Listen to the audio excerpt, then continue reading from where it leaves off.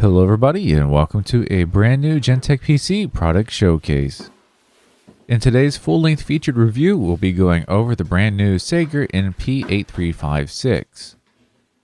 The primary highlights for this particular model is going to be that it's a 15.6 inch screen with a 144Hz refresh rate. It's a thin and light model, so it makes it easy to get around. It does feature the NVIDIA RTX 2070 desktop edition, so it does not have the toned down Max Q edition. And compared to most of the other RTX laptops that we have recently reviewed, it's very affordable. So if you find yourself interested in this particular laptop by the end of the video, make sure you check out the video description for the product page link, and you can check out the current pricing and availability. So onward with our review, we'll start things off with our unboxing.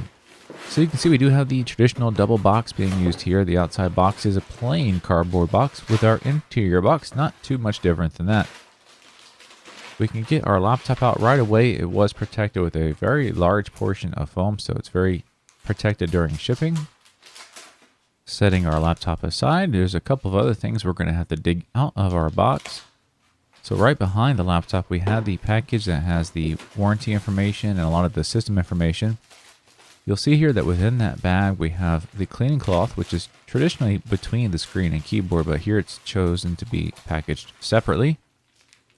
Also, another really nice thing they've included is a USB thumb drive. So this probably has the system drivers on it. But of course, if you're really going to update the drivers, you might want to go check out the webpage and make sure you're getting the newest versions. Now, as for the actual product manual, this is definitely one of the more thicker manuals that we've seen in quite some time. Most companies tend to go towards digital documentation these days, but definitely Sager decided to give you everything in the traditional paper format.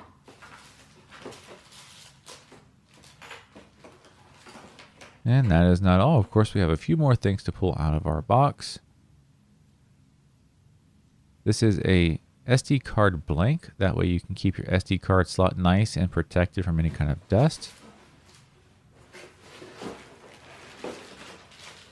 And as we dig out the remaining pieces of our kit from the box, we have our power cable, which will be responsible for attaching to our power adapter, and the actual power adapter itself. Upon an up-close and personal inspection, you can take a look and see that this is advertised as a 230 watt power adapter.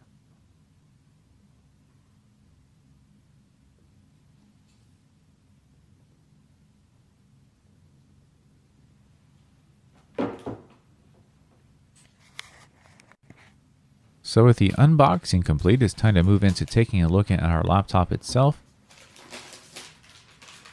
So we have a few extra protective pieces to remove, a little bit of information about our 1-year warranty,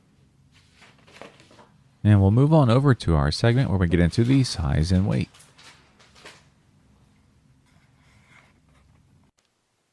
So the NP8356 is going to be one of our thin and light laptops. As you can see, the laptop alone comes in at 5 pounds and 12 ounces.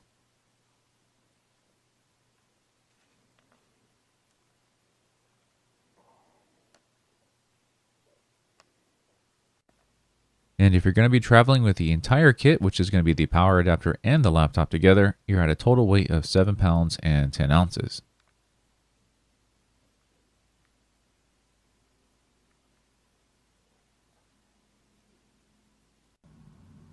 So here we are with our laptop powered on for the first time, and upon first look, you'll see that this looks like it's a very condensed area, and that's because the ultra thin bezel on the screen means that this 15.6 inch laptop fits more like a 14 inch laptop, and the keyboard shows that accordingly.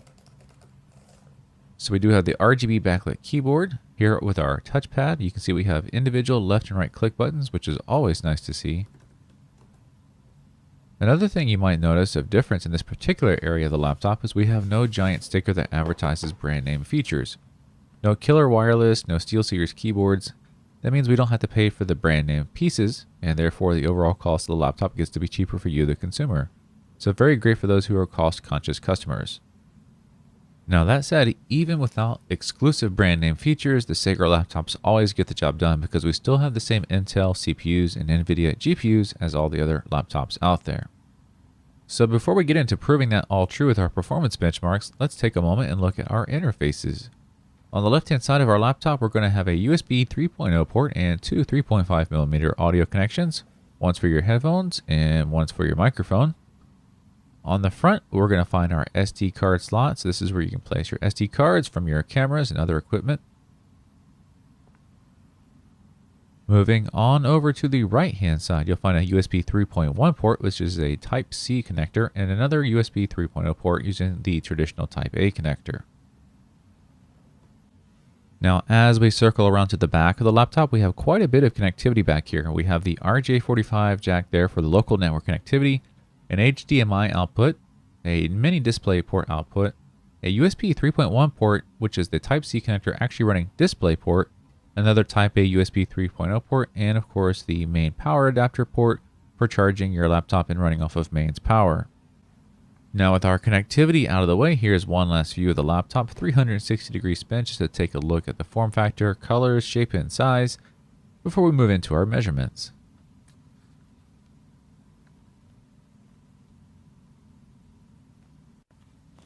So for measurements, we have quarters on the screen for scale, and of course we have a trusty ruler to show us our actual measurements. The back of the laptop comes in at less than 1.5 inches, and the front of the laptop is just slightly over 1 inch. So you can see we do have the traditional wedged shape here, where the back is a little bit higher up than the front, which helps with typing ergonomics and also with cooling.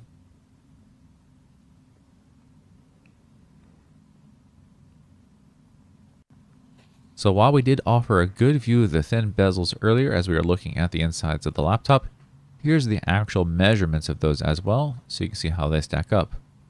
On the ruler, we're showing just a little over 1/4 inch on thickness, and again, that is what really gives this laptop its characteristics as being so small when you're packing it away or carrying it around.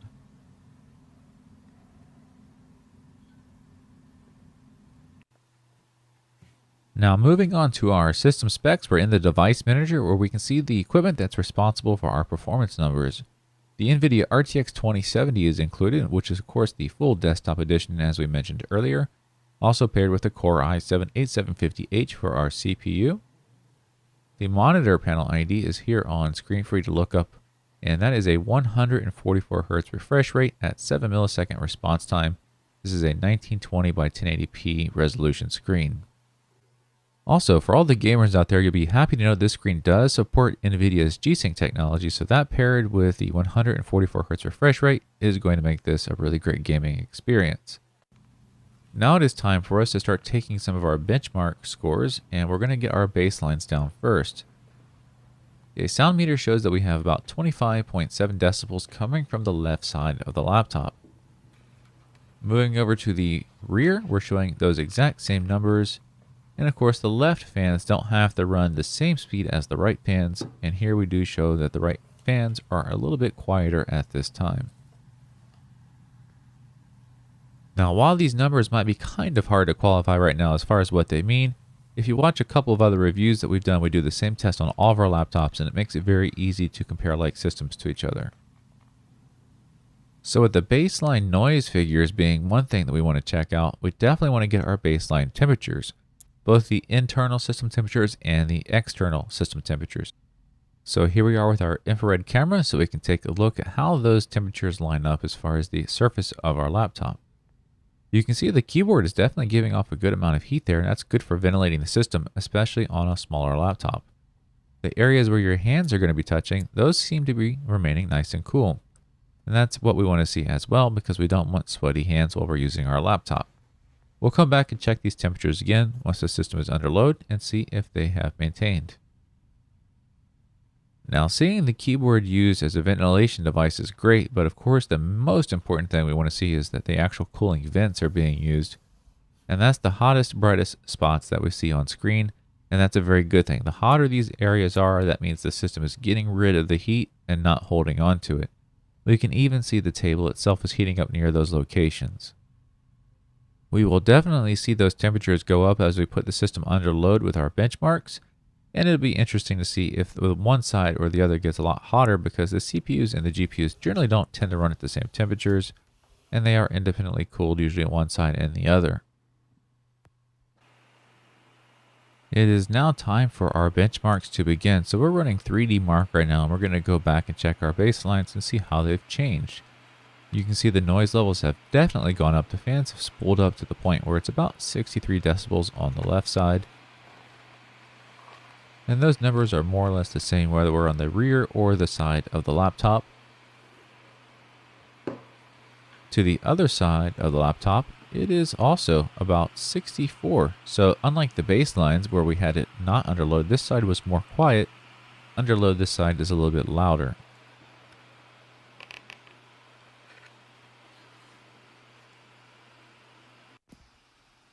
Getting back to the external thermals, here we are with our infrared camera again.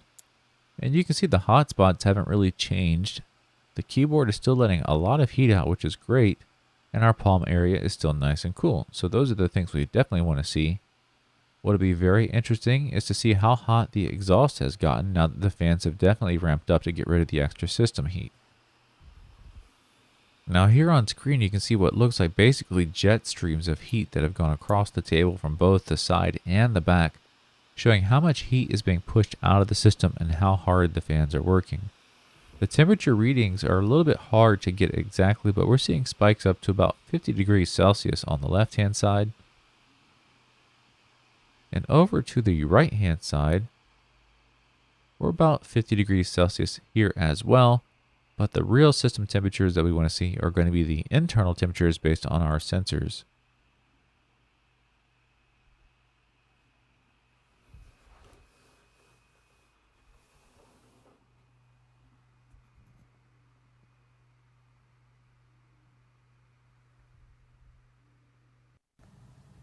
So the Firestrike benchmark has finished and it's coming in with a score of 16,731, which is great and right on target for the hardware that we have inside. Now over to the temperatures, we can see that the CPU got up to about 89 degrees Celsius on the hottest core, which is actually really good. So that's not too high of a temperature at all. And now a little bit lower down, we can see our GPU temperature. And that came in at a maximum temperature of 68 degrees Celsius, which is absolutely great. So the laptop is doing a very good job of keeping everything nice and cool, and the performance numbers are checking in exactly as expected. So Firestrike will not be the only benchmark that we run today. We're also doing Cinebench R15. Now as this finishes up, we're going to get a score of frames per second and the CPU score from the Cinebench. And here you can see that our scores came in at 112.64 frames per second, and our Cinebench score was 1,263. And down below, we also have the Cinebench rankings.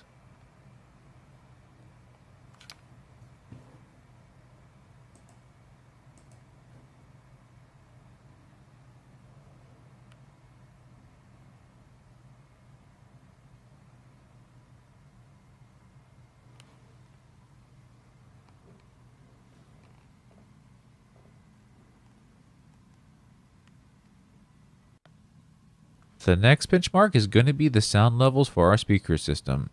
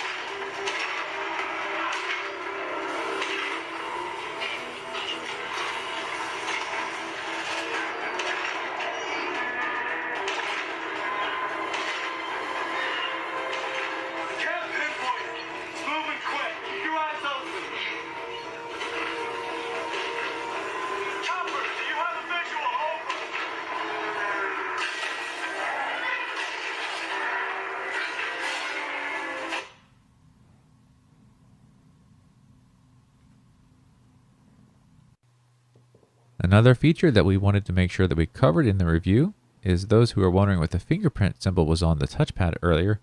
We do have a built-in touchpad fingerprint scanner. and this works pretty much like the iPhone's Touch ID.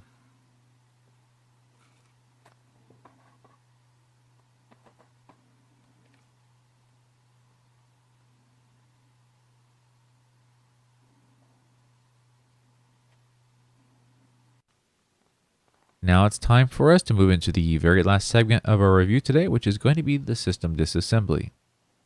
So we're going to kind of jump ahead and do a major disassembly right off the bat to show you what's inside of the system. So here we are now with all of the screws taken out. We also removed our keyboard and our battery. You can see what's now behind the keyboard, including the system fans, and that's why we had such great ventilation through the keyboard area and really great system temperatures. Now, as far as the back of the laptop, the small area in the bottom left-hand corner is for your battery, and that's easy to get to. But once you take all the other screws off, the entire bottom panel comes off.